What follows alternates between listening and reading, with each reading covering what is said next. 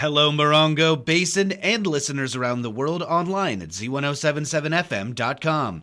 Here is the Z107.7 local news for Friday, November 17th, 2023.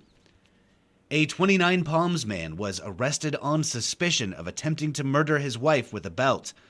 Yesterday morning at 5:15 a.m., county sheriff's deputies report that they responded to an assault in the 6500 block of Mariposa Avenue in 29 Palms. After speaking with the victim, deputies identified the suspect as her husband, Michael Champagne, a 33-year-old resident of 29 Palms. Deputies report that Champagne assaulted the victim, strangling her with a belt until she was unconscious. Michael Champagne was located and arrested on suspicion of attempted murder and booked into the Morongo Basin Jail on $1 million bail. A convicted felon in 29 Palms was arrested for investigation into possession of firearms and meth for sale. On Wednesday, county sheriff's deputies served a search warrant at a residence in the 74,700 block of Diamond Bar Road in 29 Palms. Deputies report finding 90 grams of methamphetamine, 2 shotguns, and 1 handgun at the house, and say they were in the possession of Robert Kraft, a 38-year-old resident of 29 Palms. Kraft is a convicted felon and forbidden from possessing weapons. Robert Kraft was arrested for investigation into being a felon in possession of a firearm and possession of narcotics for sale. He was booked into the Morongo Basin Jail on $200,000 bail.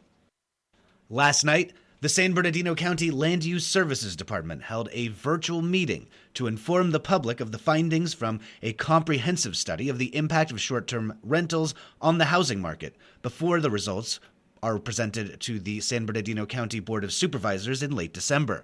Reporter Hilary Sloan will give an overview of the meeting and the findings. Colin Drucker with Placeworks and Heidi Duran, Planning Director for San Bernardino County, were lead presenters for the San Bernardino County virtual meeting. The objective of the comprehensive study, starting in 2020, was to answer residents' concerns about long-term housing availability and the impact caused by short-term rentals. The study reviewed an exhaustive list of data sources, including direct communication with property managers, schools, and service providers. The conclusion was the study did not find evidence of substantial or widespread patterns that short-term rental activity was affecting rental and housing prices. Instead, the increase in rents and housing costs was due to more significant economic trends amplified by the pandemic and a pre-existing shortage of housing construction. The pandemic also increased opportunities for remote work and expanded the housing market for working households into areas with little ability to build new houses quickly. Another major factor was changes in state laws that made it challenging for owners to rent long-term. Input from residents indicated a concern about short-term rentals in residential neighborhoods, how well they are managed, and concerns about fees and taxes, and why the money collected goes into the general fund rather than into the communities affected. For more information on this meeting, see this story at Z107.7fm.com. For Z107.7, this is reporter Hilary Sloan. The Mojave National Preserve is continuing to recover from storms and fires this year, and they've closed a few more areas for renovations. Public Lands Protector Robert Hayden is here with a closure you should know before heading into the preserve. Beginning on Tuesday, the National Park Service has closed the public restrooms and parking area at the Kelso Depot. They say that the current facilities have frequent issues that force emergency closures, and repairs can take weeks as parts for the current facilities are limited. You'll want to plan for alternate bathrooms either before or after entering the preserve. The nearest restroom facility is located at the Kelso Dunes Trailhead, approximately 12 miles south of the Kelso Depot.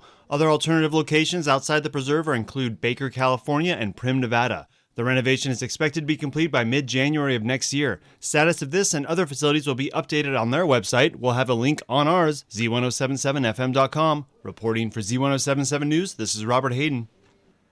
The Joshua Tree VFW 7264 is hosting their Amore Spaghetti Dinner tonight. Every third Friday of the month, the VFW serves up a delicious meal of spaghetti and meat sauce, garlic toast, Caesar salad, and a wine option. The dinner costs $12 or $15 with the wine option and runs from 4:30 p.m. to 7 p.m. at the VFW Hall, located at 6402 Veterans Way in Joshua Tree.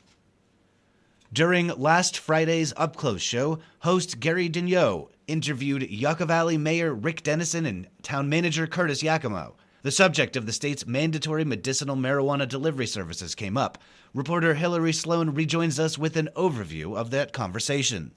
Different licenses clarify regulations for marijuana in California. Each license type deals with an aspect of marijuana purchase and sales, like a license for a retail storefront or a license for delivery operations, cultivation, and industrial use. All licenses are prohibited in the town of Yucca Valley since the legalization of marijuana, both for medicinal and recreational use. That is about to change. As the state has begun to advance its goal to public access to marijuana, Yucca Valley must change its regulations to allow a delivery building in town. Still, it's not open to the public, and it's not a storefront. Town manager Curtis Yakimo said, We know that deliveries happen. Most of them right now probably coming from Desert Hot Springs. They happen. That's not prohibited. At some point it may make sense for the town to survey our residents to know, hey, what's important to you? For now, there is still a prohibition on marijuana because voters said they were not interested twice. But times change. The council always wants to hear from the public on where they are on any given issue, including marijuana. Listen to the November 11th Up Close show on Z107.7 to hear more on this issue. For Z107.7, this is reporter Hillary Sloan.